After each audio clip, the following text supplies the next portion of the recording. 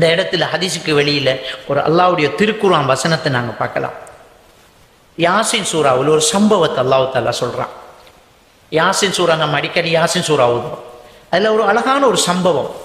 ஒரு கிராமத்துக்கு நாங்கள் 2 ரசூல்மார்களை அனுப்பினோம். பக்கதபுஹுமா 2 பேரையும் பொய்யன் என்றாங்க. ஃபஅஸஸ்னா பிசாலிஸ் 3வது ரசூலை நாங்கள் அனுப்பி அவருக்கு நாங்கள் ஒரு துணை கொடுத்தோம். அந்த 2 பேருக்கு ஒரு துணையாக கொடுத்தோம், ஒரு பலத்தை. 3 ரசூல்மார்களையும் அடித்தாங்க, 3 ரசூல்மார்களையும் கொள்றாங்க. அப்போ ஊரின் கோடியிலிருந்து ஒருத்தர் ஓடி வாரார். ஓடி வந்து அவர் சொல்றாரு, யா கௌமி தபில் முர்சலின், என் சமூகமே இந்த ரசூல்மார்களை நீங்க பின்பற்றக்கூடாதா என்று அந்த மக்களிடத்தில் வாதாட அவரையும் போட்டு அடிக்கிறாங்க. அவரையும் போட்டு அடிச்சு அவருக்கு உயிர் பிரியக்கூடிய கடைசி நேரம், அவருக்கு உயிர் பிரியக்கூடிய கடைசி நேரம், கீல துஹுலில் ஜன்னா, அல்லாஹ் குர்ஆன்ல சொல்லி காட்டுறான். அவருக்கு சொல்லப்பட்டது சொர்க்கத்துக்குள்ள நுழையுங்க என்று சொல்லப்பட்டது. அந்த மலக்கு வந்து கூப்பிடும் போது எப்படி கூப்பிடுறார்? சொர்க்கத்துக்கு வாங்க அப்படி என்று அந்த மலக்கு கூப்பிடுறார். அவ்வளவு பேர் அடிச்சுக்கிட்டு இருக்கிறாங்க, அவருக்கு அதுக்கு மட்டும் கேட்குது. அவர் பேசுறார், கால யா லைத கௌமி யஅலமூன். அவர் சொல்றார், ஐயோ எனக்கு சொர்க்கத்துக்கு கூப்பிடுறாங்களே, இதையாச்சும் என்னுடைய இந்த சமூகம் அறிஞ்சிருக்க கூடாதா? பிமா கஃபர லி ரப்பி வஜஅலனி மினல் முக்ரிமீன். அல்லாஹ் என்னை மன்னிச்சுட்டாங்கிறத, அல்லாஹ் என்னை சங்கையானவர்களோடு சேர்த்துட்டாங்கிறத இவங்க அறிய வேண்டாமா? அப்போ அவருக்கு இருக்கிற கவலை, இதை தெரிஞ்சுக்கிட்டாவது இவங்க இஸ்லாத்துக்கு வந்துருவாங்களே, இதை தெரிஞ்சுக்கிட்டாவது இவங்க சிலை வணங்குறத விட்டுருவாங்களே. அப்போ கடைசி உயிர் பிரிகிற நேரம் அவருக்கு சொர்க்கத்துக்குள் நுழையுங்கள் என்று சொல்லப்பட்டது என்று அல்லாஹ் தஆலா குர்ஆன் சொல்லுது. அப்போ மலக்குமார்கள் கூப்பிடுவாங்க, வெளியில நமக்கு தெரியாது. அப்போ கூப்பிடுவாங்க, ஐயத்துஹ நஃப்ஸில் முத்மஇன்னா, நிம்மதி பெற்ற ஆத்மாவே அப்படியே வந்துடு அப்படி என்று கூப்பிடப்படும். நபிகள் நாயகம் ஸல்லல்லாஹு அலைஹி வஸல்லம் அவர்கள் சொல்லி காட்டுறாங்க. சஹாபாக்கள் எல்லாம் அப்படியே கேட்டுக்கிட்டு இருக்கிறாங்க.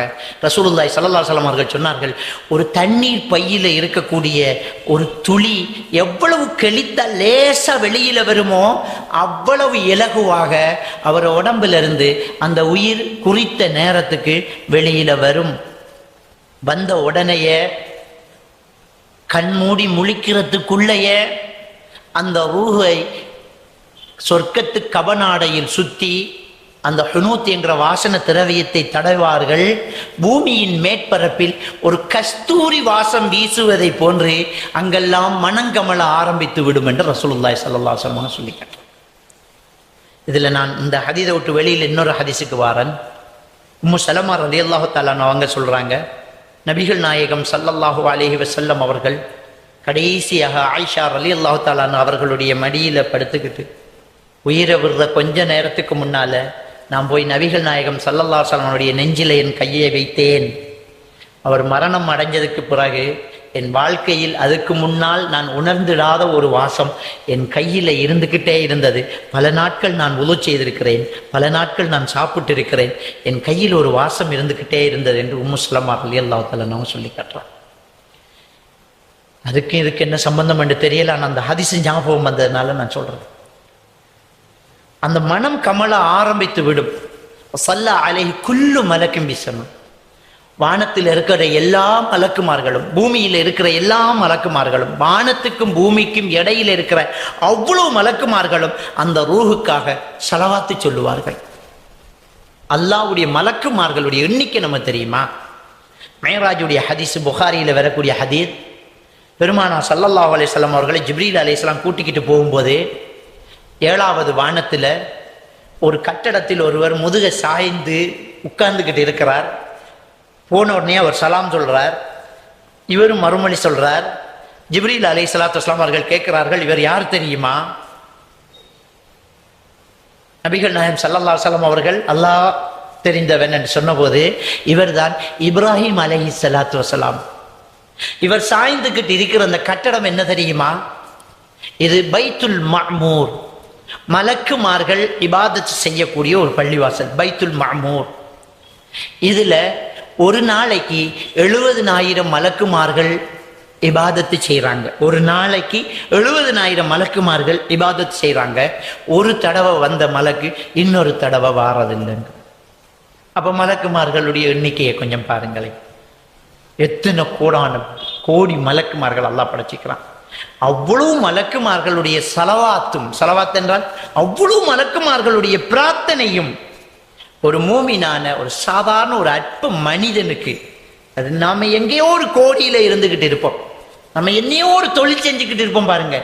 நம்ம உடுப்பில்லாம ஒரு பிஞ்சு ஆடை உடுத்துக்கிட்டு இருந்தாலும், நாம் ஒரு மூமினாக இருந்தால், நாங்க ஒரு விசுவாசியாக இருந்தால், நம்மள அந்த உலகத்துல யாருக்கும் தெரியல, ஆனா அல்லாஹ்வுடைய மலக்குமார்கள் எவ்வளவு பேர் இருந்தாலும் அவ்வளவு பேருடைய சலவாத்து நம்முடைய ரூஹ் உடம்ப விட்டு வெளியில வந்த உடனே கிடைக்குதுங்கிறாங்க நபிகள் நாயகம் ஸல்லல்லாஹு அலைஹி வஸல்லம். அவர் மீது அவ்வளவு சலவாத்து சொல்லப்பட்டிரும்.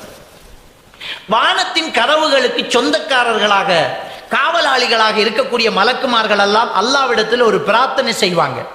அல்லாஹ்வுடைய தூதர் ஸல்லல்லாஹு அலைஹி வஸல்லம் சொல்லக்கூடிய ஹதீஸ்ல எல்லாரும் துஆ கேட்பாங்களாம், யா அல்லாஹ், உலகத்திலே ஒரு உயிர் பறிக்கப்பட்டிருக்கிறது, யா அல்லாஹ், அது என் வாசல் கதவை தாண்ட வேண்டும் யா அல்லாஹ் என்று துஆ கேட்பாங்க. எவ்வளவோ வாசல் கதவு இருக்கும் இந்த உலகத்தின் வானத்துக்கு, எத்தனையோ வாசல் கதவுகள் இருக்கும். ஆனா அந்த மலக்குமார்கள் ஆசைப்பட்டு கேட்டுக்குவாங்க அல்லாஹ் கிட்ட, யா அல்லாஹ், இது என் வழியால வந்துடக்கூடாதா, நானும் சலாம் சொல்லலாம், நானும் அதை பார்க்கலாம் என்று மலக்குமார்கள் ஆசைப்பட்டு என் வழியால் வரலாமே யா அல்லாஹ் என்று பிரார்த்தனை செய்வார்கள் என்று அல்லாஹ்வுடைய தூதர் ஸல்லல்லாஹு அலைஹி வஸல்லம் அவர்கள் சொல்லி காட்டுறாங்க. அந்த ரூஹை எடுத்துக்கிட்டு அந்த மலக்குமார்கள் வானத்தை நோக்கி போய்கிட்டே இருப்பாங்க. அல்லாஹ் தஆலா திருக்குர்ஆன்ல சூரத்து நாஸிஆத்துல இந்த ரூஹை கைப்பற்றதை பத்தியே சொல்றான். வன்னாஸிஆத்தி நஸா, பாவிகளுடைய உயிரை கலட்டி எடுக்கக்கூடிய மலக்குமார்கள் மீது சத்தியமாக. வஸாபிஹாத்தி ஸபஹா, எடுத்துக்கிட்டு நீந்து போகக்கூடிய மலக்குமார்கள் மீது சத்தியமாக. வஸாபிகாத்தி ஸபகா, ஒருத்தர் முந்தி போகக்கூடிய அந்த மலக்குமார்கள் மீது சத்தியமாகங்கிறான். அந்த முந்தி போகும்போது அந்த மலக்குமார்கள் கேட்பார்கள், மஹத ரூஹு தய்யிப், இந்த அழகான மனமான இந்த ரூஹு யாருடையது? ஏன்னா அதுல அவ்வளவு வாசம் பூசப்பட்டிருக்கிறது. மனத்துக்கிட்டே போகும் பாருங்க.